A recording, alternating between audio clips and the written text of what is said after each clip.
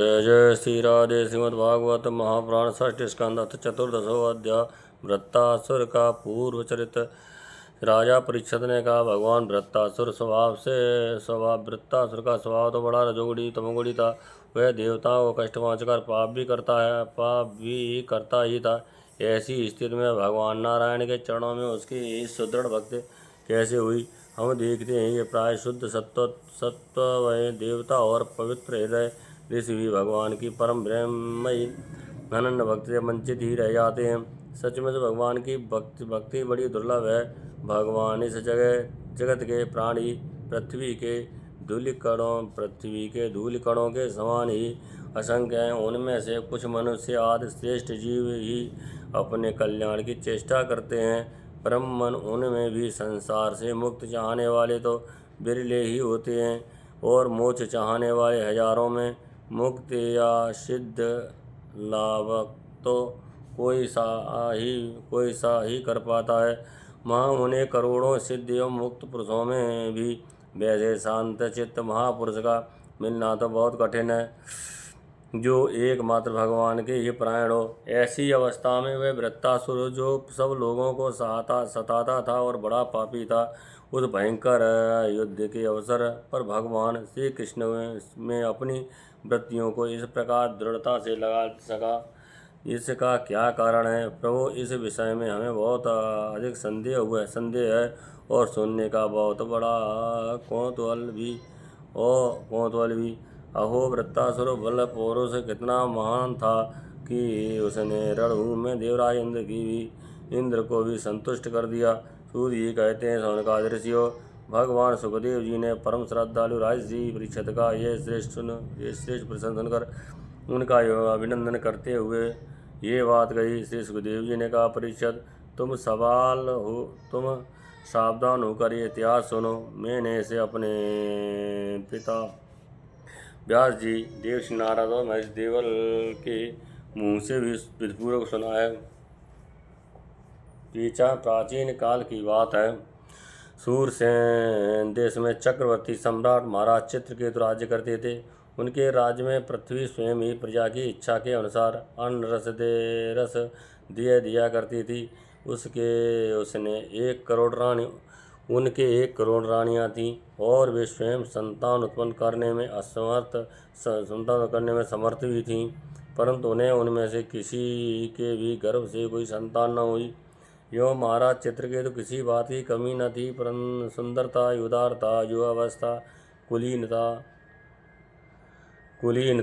एवं विद्या, ऐश्वर्य, संपत्ति आदि सभी गुणों से वे संपन्न थे। फिर भी उनकी पत्नियां बांझ थीं, इसलिए उन्हें बड़ी चिंता रहती थी। वे सारे पृथ्वी के एक छत्र सम्राट थे। बहुत सी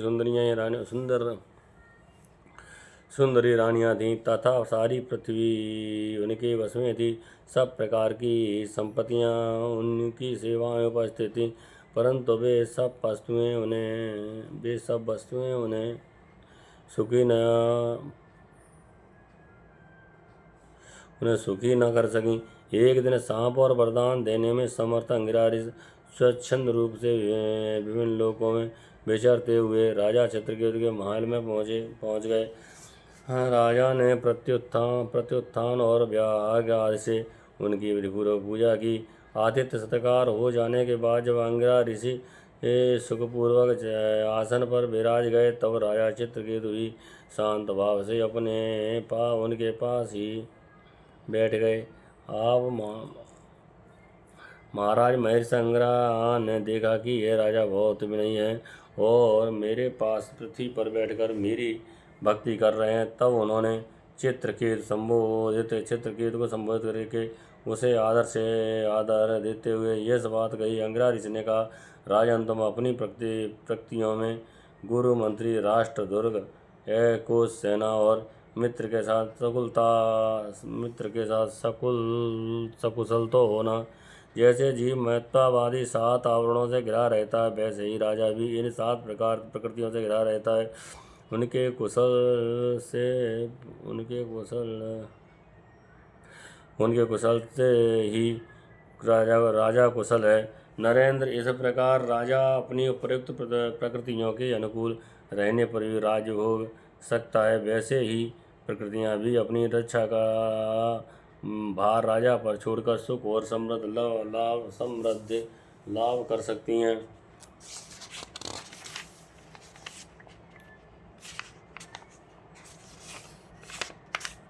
राजन, तुम्हारी रानियां प्रजा, मंत्री, सलाहकार, सेवक, व्यापारी, अमात्य, दीवान, नागरिक, द्वेषवासी, मंडलेश्वर राज और राजा और पुत्र तुम्हारे वश में तो हैं ना। सच्ची बात तो यह है कि जिसका मन अपने वश में है उसके ये सभी वश में होते हैं।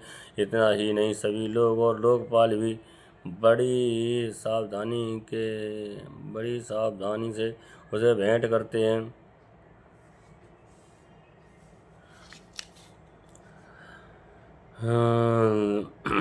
लोकपाल सावधानी से भेंट देकर उसकी प्रसन्नता चाहते हैं, परंतु मैं देख रहा हूँ तुम स्वयं संतुष्ट नहीं हो। तुम्हारी कोई कामना अपूर्ण है।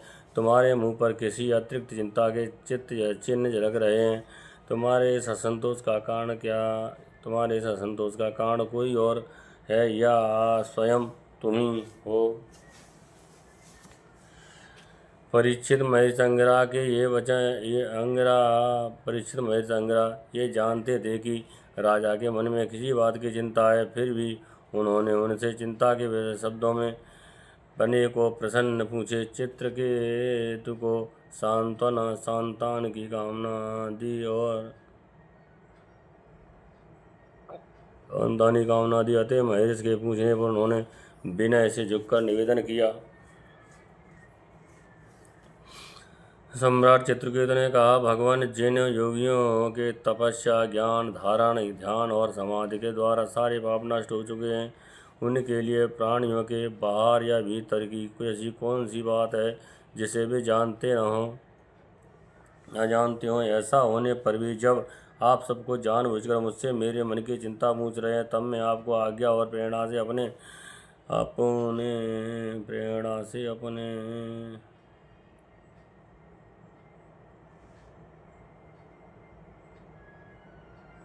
आपकी आज्ञा और प्रेरणा से अपनी चिंता आपके चरणों में निवेदन करता हूँ। मुझे पृथ्वी का साम्राज्य, ऐश्वर्य और संपत्तियाँ, जिनके लिए लोकपाल और लालायत रहते हैं, प्राप्त हैं, परंतु संतान न होने के कारण मुझे इन सुख भोगों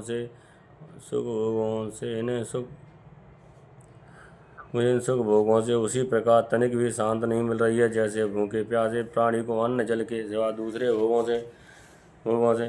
महाभाग्यवान महर्षि, मैं तो दुखी हूँ और पिंडदान न मिलने की आशंका से मेरे पितर भी दुखी हो रहे हैं।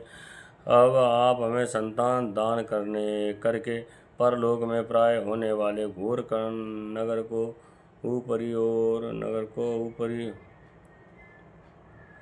नगर से उबारिए और ऐसी व्यवस्था कीजिए कि लोक परलोक के सब दुखों से छुटकारा पा सकूं।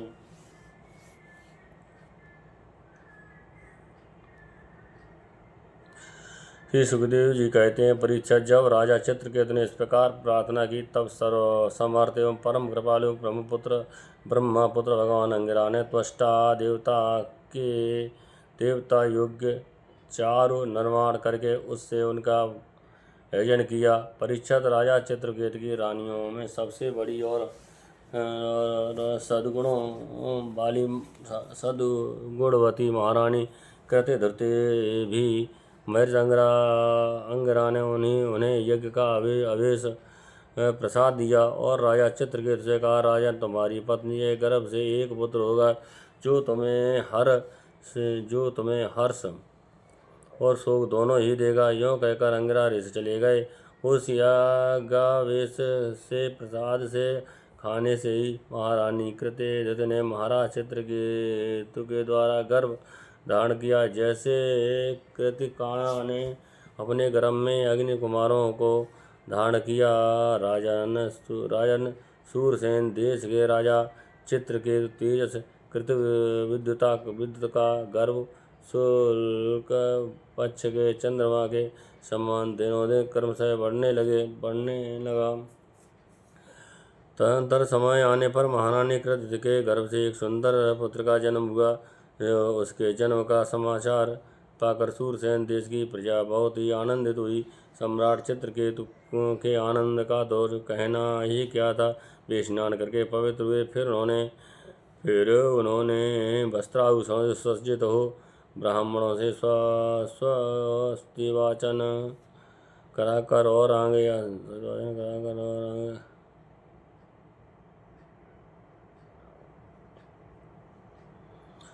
और आशीर्वाद लेकर पुत्र का जात कर्म संस्कार करवाया।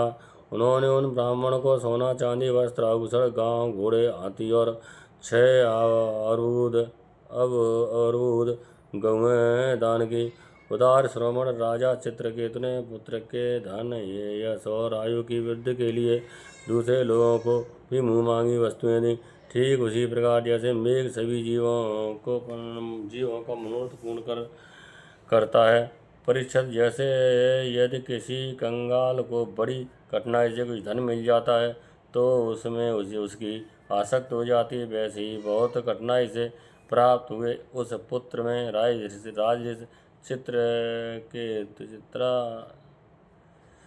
चित्रकेतु का स्नेह दिनों दिन दृढ़ होने लगा। माता कृतद्युति को भी अपने पुत्र मोह के कारण बहुत ही स्नेह था, परंतु उनकी सौत रानियों के मन में पुत्र की कामना से और भी जलन होने लगी।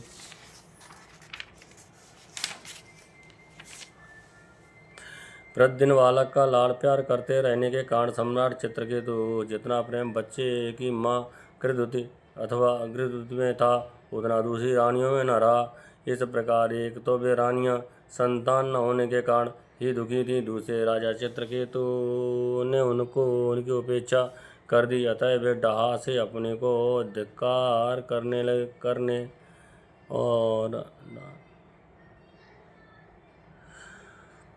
करने और मनी मन जलने लगी। वे आपस में कहने लगी, अरे बहनों, पुत्रहीन स्त्री बहुत ही अभागिनी होती है। पुत्र वाली सौतें तो दासी के समान उसका तिरस्कार करती हैं, और स्वयं पतिदेव भी उसे पत्नी करके नहीं मानते।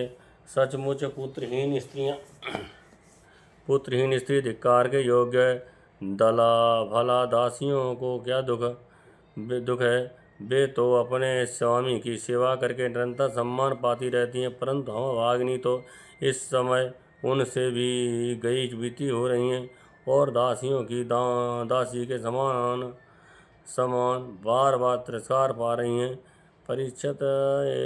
परीक्षित इस प्रकार वे रानियाँ अपनी सौत की गोद भरी देखकर जलती रहती थीं, और राजा भी उनकी ओर से उदासीन ही हो गया था। फलतः उनके मन में कृतद्युति के प्रति बहुत अधिक द्वेष हो गया। द्वेष के कारण रानियों की बुद्धि मारी गई, उनके चित्त में क्रूरता छा गई। उन्होंने अपने पति चित्रकेतु का पुत्र स्नेह सहन न हुआ, तो इसलिए उन्होंने चिढ़कर अन्य से राजकुमार को विष दे दिया। महारानी कृतद्युति को गुरुद्युति की सौतेली माँ महारानी कृतद्युति को सोतों की इस घोर पाप में करतूत का कुछ भी पता न था। उन्होंने दूर से देखकर समझ लिया कि बच्चा सो रहा है, इसलिए महल में इधर उधर टोलती रहीं। बुद्धिमती रानी यह देखकर कि बच्चा बहुत देर से सो रहा है, धाय से कहा, कल्याण मेरे लाल को ले आओ। धाय ने सोते हुए बालक के पास जाकर देखा कि उसके नेत्रों की पुतलियाँ उलट गई हैं। प्राण, इंद्रियाँ और जीवात्मा ने भी उसके शरीर से विदा ले ली है। यह देखते ही हाय ही में मारी गई। इस प्रकार कहकर वह धरती पर गिर पड़ी। धाय अपने दोनों हाथों से छाती पीट कर बड़े आर्त स्वर में जोर से रोने लगी। उसका रोना सुनकर महारानी कृतद्युति जल्दी अपने पुत्र के शयन गृह में पहुंची, और उन्होंने देखा कि मेरा छोटा सा बच्चा अकस्मात मर गया है। तब वे अत्यंत शोक के कारण मूर्छित होकर पृथ्वी पर गिर पड़ी। उनके सिर के बाल बिखर गए और शरीर पर के वस्त्र वस्त्र अस्त व्यस्त हो गए। तदनंतर महारानी का रुदन सुनकर रानी के सभी स्त्री पुरुष वहाँ दौड़ कर आए और सहानुभूतिवश अत्यंत दुखित होकर रोने लगे। वे हमारी रानी वे हत्या ही रानियाँ भी वहाँ आकर झूठ मूठ रोने का ढोंग करने लगीं। जब राजा चित्रकेतु को पता लगा कि मेरे पुत्र का कारण ही मृत्यु हो गई है, तब अत्यंत स्नेह के कारण शोक के आवेग से उनकी आंखों के सामने अंधेरा छा गया। वे धीरे धीरे अपने मंत्रियों और ब्राह्मणों के साथ मार्ग में गिरते पड़ते मृत बालक के पास पहुँचे और मूर्छित होकर उसके पैरों के पास गिर पड़े। उसने उनके केश और वस्त्र इधर उधर बिखर गए थे। वे लंबी लंबी सांसें लेने लगे। आंसुओं की अधिकता से उनका गला रुंध गया और वे कुछ भी बोल न सके।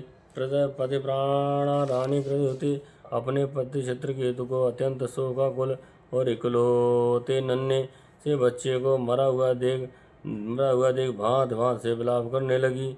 उनका यह दुख देखकर मंत्री आदि सभी उपस्थित मनुष्य शोकग्रस्त हो गए। महारानी के नेत्रों से इतने आंसू बह रहे थे कि उनकी आंखों का भंजन लेकर केसर और चंदन जैसे चर्चित वक्ष स्थल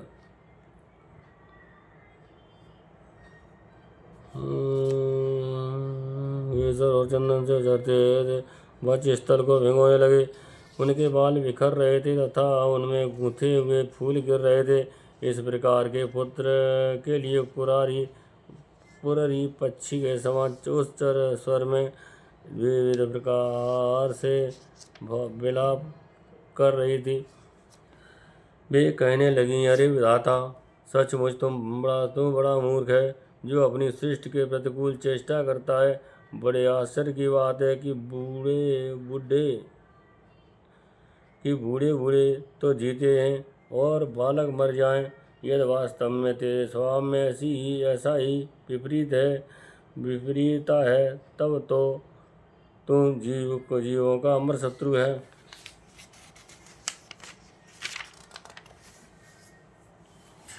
यदि संसार में प्राणियों के जीवन मरण का कोई क्रम न रहे, तो वे अपने प्रारब्ध के अनुसार जन्मते मरते रहेंगे। फिर तेरी आवश्यकता ही क्या है? तूने संबंधियों में से स्नेह बंधन तो इसलिए डाल रखा है कि वे तेरी सृष्टि को बढ़ाएं, परंतु इस प्रकार बच्चों को मारकर अपने किए हरा कराए पर अपने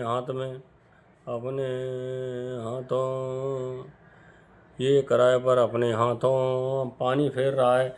फिर वे अपने मृत पुत्र की ओर देखकर कहने लगे, बेटा, मैं तुम्हारे बिना अनाथ और दीन हो रहा हूँ।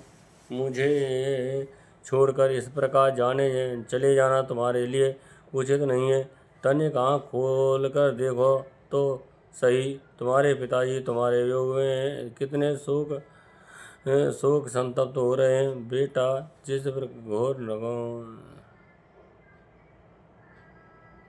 बेटा, इस घोर नरक को निसंतान पुरुष बड़ी कठिनाई से पार कर पाते हैं, उसे हम तुम्हारे सहारे अनायास ही पार कर लेंगे। अरे बेटा, तुम इस यमराज के साथ दूर मत जाओ, ये बहुत बड़ा ही निर्दयी है।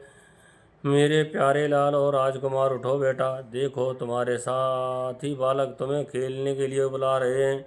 तुम्हें सोते सोते देर हो गई, अब भूख लगी होगी, उठो कुछ खा लो, और कुछ नहीं तो मेरा दूध ही पी लो, और अपने स्वजन संबंध भी हम लोगों को शोक दूर करो।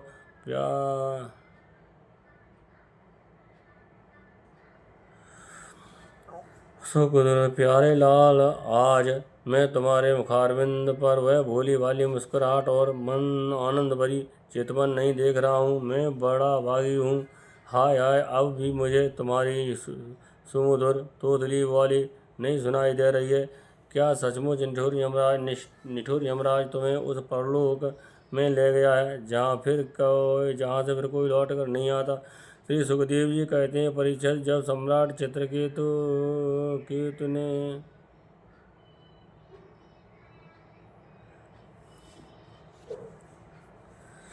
सुखदेव जी कहते हैं, परीक्षित, जब महाराज चित्रकेतु ने सम्राट चित्रकेतु ने देखा कि मेरी रानी अपने मृत पुत्र के लिए इस प्रकार भांत भांत से विलाप कर रही है, तब वह शोक से अत्यंत संतप्त हो फूट फूट कर रोने लगे।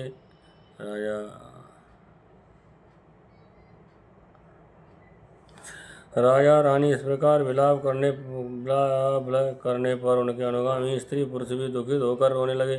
इस प्रकार सारा नगरी शोक से अचेत सा हो गया। राजन महेश संग्रह और देवर्षि नारद ने देखा कि राजा चित्रकेतु पुत्र शोक के कारण चेतनाहीन हो रहे हैं, यहाँ तक कि उन्हें समझाने वाला भी कोई नहीं है। तब वे दोनों वहाँ आए। इस श्रीमद्भागवते महापुराणे परमहंसायां संहितायां षष्ठ स्कंदे चित्रकेतु विलापो नाम 14 अध्याय। जय जय श्री राधे।